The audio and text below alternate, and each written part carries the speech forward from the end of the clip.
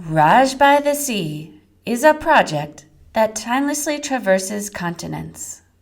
From the dunes of the Thar Desert to Rhode Island's salty sands, RAJ by the Sea produces prints and textiles that express coastal living through traditional block printing.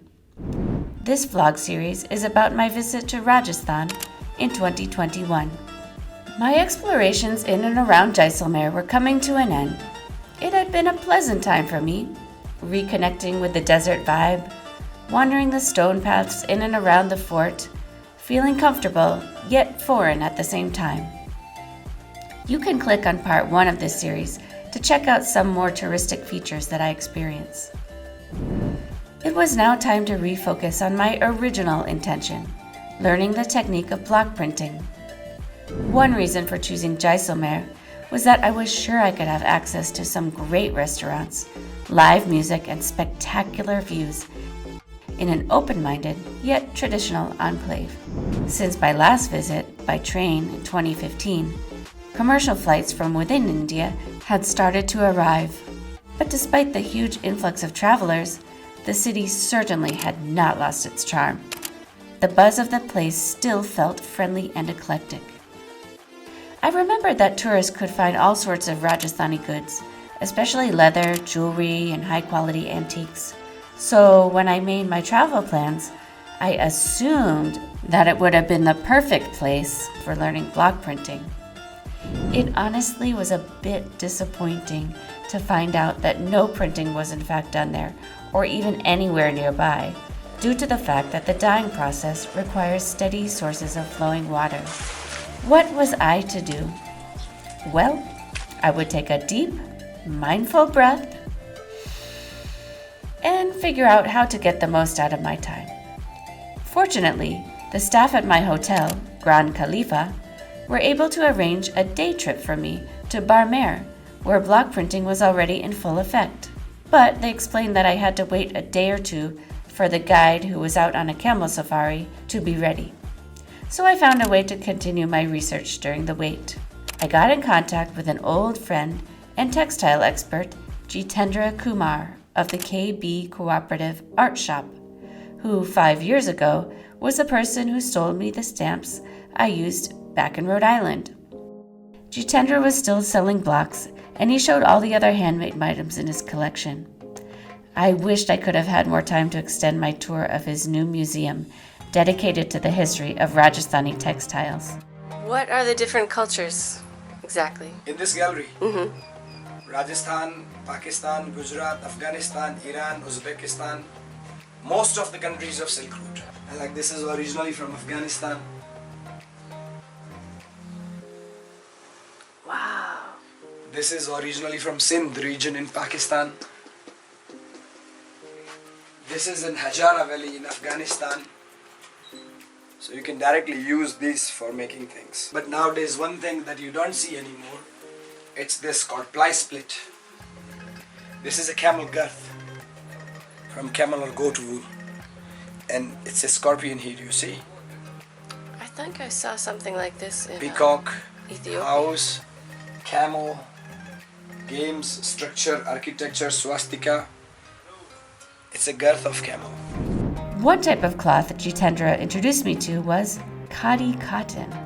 The concept of Khadi cotton was started by India's beloved icon, Mahatma Gandhi, who, at the time of independence movement, advocated for farmers to lead sustainable lives, to continue employment throughout the year by spinning and weaving cotton during the off months, with the intention that the cloth would be sold internally within India and not exported to Europe, where the colonial power could gain huge profits from it.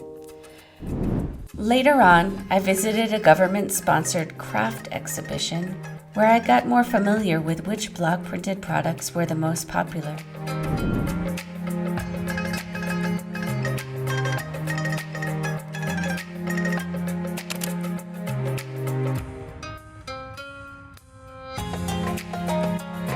To my surprise, I spotted an outfit sewn from cloth that used repeating coronaviruses in its pattern.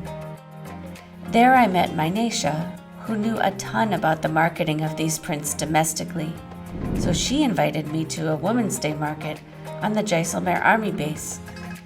Being situated about 100 kilometers away from the Indian-Pakistani border, this was a location essential to keeping the peace between the two nations. The Army Museum's exhibits really opened my eyes to how seriously India takes the protection of its citizens. The Women's Day market tents attracted many Army families, all of whom got their pick of saris in fabrics such as linen, chiffon, silk, georgette, and cotton.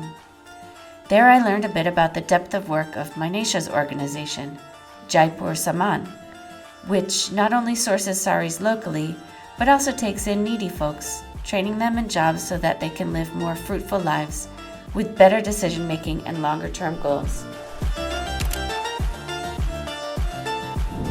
The next day, we were to travel to Barmer to identify a printmaking workshop that would be willing to host me as a learner for the day.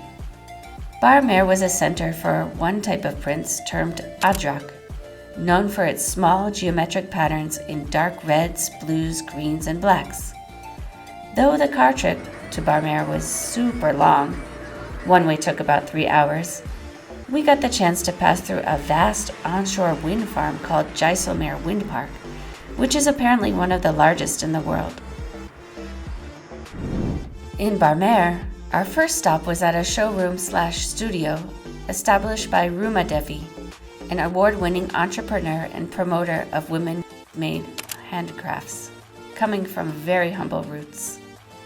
Though the warm-hearted workers showed us such a vast selection of beautiful cloth, the actual block printing was not being done in-house. It was fun spending time with the specialists who were willing to teach me a thing or two about the embroidery technique. Then we had a very interesting visit to Manoj printers, who employed some craftsmen who were actually handicapped and deaf. I really liked their blue and green batik patterns, and there I learned how sand, dirt, wood hips, and cow manure can be used during the different stages of printing. Still, it was not a place set up for visitors like me to just jump in and participate. Please tune in to the next video where I settle in on a great place in Barmer to learn block printing, and then later actually stamp and dye my own cloth.